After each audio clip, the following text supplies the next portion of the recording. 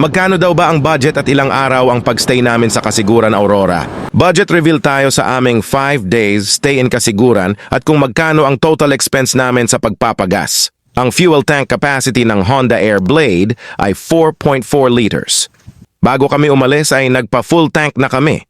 First gas namin is 244 pesos from Quezon City to Rizal, Nueva Ecija. Dito na din kami nagdagdag ng gas. Our second gas is 171 pesos. Sa Baler na din kami nag-lunch. Nagbaon na lang kami ng kanin at adobo para maka-less ng gastos. Nagdagdag na din kami ng gas dito sa Baler worth 110 pesos. Mahirap maubusan ng gas sa gitna ng bundok. Kung maliit na motor ang gamit mo, I suggest na magdala ng any type ng galon at lagyan ng gas, reserba lang. Baler to Kasiguran, Aurora is 110 kilometers 2 hours na biyahe. Ang nagastos namin sa gas from Quezon City to Kasiguran, Aurora is only 505 pesos. For accommodation, madaming transient house sa bayan ng Kasiguran. Price range ng transient is 700 up to 1,500 pesos depende sa bahay. In our case, malaki ang natipid namin dahil may bahay sila Jamie dito sa Kasiguran. Kung gusto nyo ng mas tipid, I suggest na magbaon kayo ng tent at mag-tent pitch na lang sa tabi ng dagat.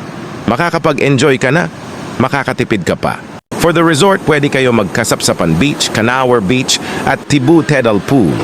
Overnight tent pitch is available. Kung wala kayo dalang tent, meron silang pinaparent. For the food, mura ang seafood nila dito.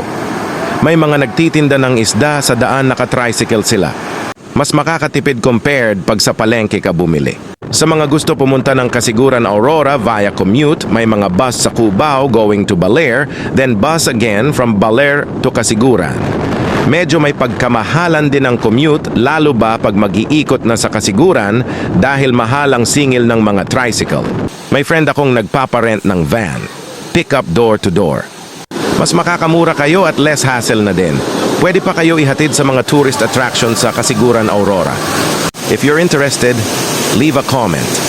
Ibibigay ko ang details. Our total expenses is around 3,500 plus pesos. This is for 5 days stay sa Kasiguran, Aurora. For gas, food, entrance, and other leisure. Magdala na lang din kayo ng sobra just in case. Do not worry, meron ATM ng BDO sa bayan. Mura lang bilihin dito kaya makakatipid talaga kayo. Must visit din ang Bulawan Falls sa Dinalungan, Aurora. Lagay nyo sa comment kung saang probinsya kayo para alam ko kung saan umabot ang video na to. This is our Kasiguran Aurora Ride 2023.